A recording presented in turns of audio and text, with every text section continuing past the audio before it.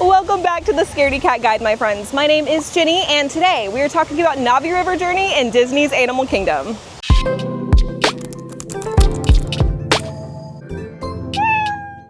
If you're new here, this is the channel where we talk about Disney and anxiety, we talk about sensory issues, and really just anything that you might want to know if you're an anxious rider at Disney World, like me. Now, Navi River Journey is the second Pandora-themed attraction in Animal Kingdom. And honestly, because it's not quite so out of the box or interesting or dynamic as Flight of Passage, I've heard a lot of people say that they're kind of disappointed with this ride. Navi River Journey is super relaxing, but of course, there are a couple things that we need to talk about, so without further ado, let's dive into those details.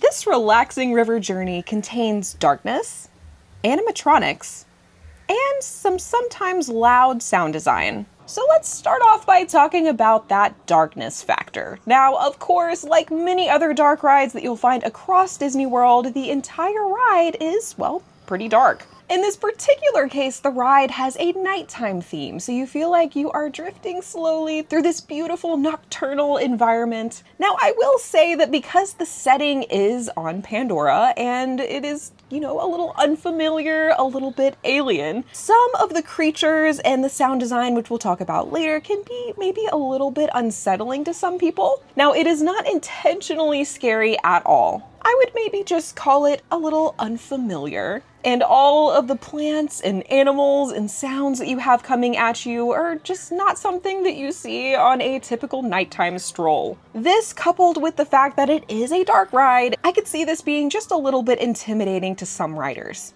Now, moving right along, let's talk about the animatronics. Now, there is actually just one major animatronic on this attraction, and she is impressive. You'll find the Shaman of Songs towards the end of this attraction, and while she is definitely a friendly character, it is definitely worth noting that she is very large. I'm talking 10 feet tall. Now, she is sitting down, so she's not necessarily towering over you like she would be if she were standing, but it always surprises me just how big she is, and if you just aren't a huge fan of animatronics, I could see this being a little intimidating. Again, like I said, she is definitely friendly, if a bit imposing, and she really just dances very elegantly and sings as your boat slowly passes her by. Now let's talk about the potential sensory issues on this ride. Now again, while this ride is not intentionally scary, it does have some, at times, very loud sound design. Now this goes hand in hand with what we talked about earlier, with it having a very unfamiliar kind of alien setting being set on Pandora. It really just is amped up nighttime sounds. Think chirping bugs and critters, almost like the sounds you'd find in a rainforest or something like that. So while they're not really inherently spooky sounds, they are pretty loud, and I could see that definitely posing a problem for some people. In fact, my daughter, who also has sensory issues like I do, definitely needs her noise-canceling headphones for this attraction. Now, given she wears them for most Disney attractions, but this one is definitely on the list. So if you have someone in your party, or maybe you yourself don't really do well with really loud sound design, I would definitely bring the noise-canceling headphones for this one. Again, not because it's scary, but just because it can feel just a little bit overstimulating. Now, finally, let's talk about those ride vehicles. Like many other water-based attractions in Walt Disney World, these ride vehicles consist of individual boats. Each one contains 2 rows and seats about 3 to 4 riders per row. Now, there is no lap bar on this attraction or any restraints of any kind, so if you, like me, are somebody that really doesn't like that claustrophobic element with ride restraints, rest assured this one is pretty easy to manage. Now, as long as we're talking about claustrophobia here, I will say that it's worth noting that this attraction is very slow moving. Of course, we have a lot of dark rides like this, think It's a Small World, or even Pirates of the Caribbean, but this one for some reason really gets me more than the other ones do. And even though the ride duration is not too crazy long, there's something about just really crawling through these show scenes that really makes me get a little bit antsy and start wondering when this ride's gonna be over, when I'll be able to get off, that sort of thing. So even though there are no restraints causing that claustrophobia, I would definitely look out for the very, very slow pace if that's something that bothers you as well. Now, speaking of ride time, this attraction clocks in at 6 minutes and 30 seconds. This is just a little bit longer than average when it comes to other dark rides in the parks. And again, more than the actual ride duration, it's really the slowness of the movement that kind of gets me, but I just wanted to mention it just in case. And now that you have all the facts, let's actually go hop in line. It definitely looks like a long wait today. We're looking at around 50 minutes, but it'll be worth it. So let's go hop in line together.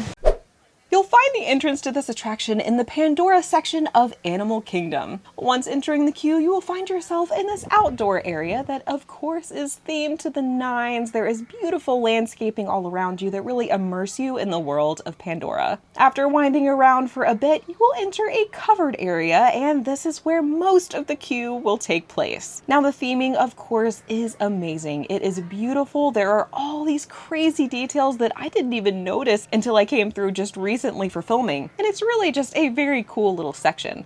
Now the problem is, this queue is notorious for being very, very long. And even though this area is very interesting to look at, it's really not so interesting that it's worth spending almost an hour in here. So like I said before, you really will just wind back and forth in this very particular area for most of your time in line. Of course, you do have that cover from direct sunlight, but it is still very, very hot. There are a few fans here and there, and interestingly enough, when I was there was a vendor selling waters and drinks and things like that. I don't know if they're always there, maybe I just noticed them for the first time, but it could definitely come in handy because, as I said, it can be very hot and you're here for quite a long time. Now, when you finally reach the end of this section, you will come across your first cast member who will send you on inside into this little cave-like area. Now, lucky for us, there is AC in here and it feels wonderful. Now, once you're inside, however, the queue is really almost over. You'll just walk through this little cave area until you come across your second cast member who will go ahead and send you into your respective lanes. Now, once hopping on board, the ride will set off and you will very quickly find yourself in this beautiful, cavernous, bioluminescent area. Now, I cannot oversell the theming on this ride. It genuinely is so, so beautiful. And even though a lot of people are disappointed with this ride, which I do kind of understand why, especially with the line being so notoriously long for something as simple as a dark ride, it's still definitely worth doing at least once. And in my opinion, it's a great way to get out of the sun for at least a few minutes, especially if the line isn't too terrible. Now, you'll meander very slowly through these caves before finding yourself in this outdoor nocturnal setting. Now, this is pretty much the rest of the ride. You'll go through various scenes showing these very cool critters and plants, very cool sound design like I mentioned before. There are a few screens here and there that show some larger creatures, ones that you might recognize from the Avatar movies, but for the most part, you really just glide along very, very slowly through these scenes and take in the general splendor. It really is such a lovely ride, and even though, like I said, my daughter does need her noise-canceling headphones for this particular attraction, she still loves it. It's not too scary for her, it's very relaxing, and if we have a lightning lane especially, it's one that we never miss. Now, after traveling through these various scenes, we will come across the most exciting part of this attraction, which, as I said before, is the Shaman of Songs. Now, she is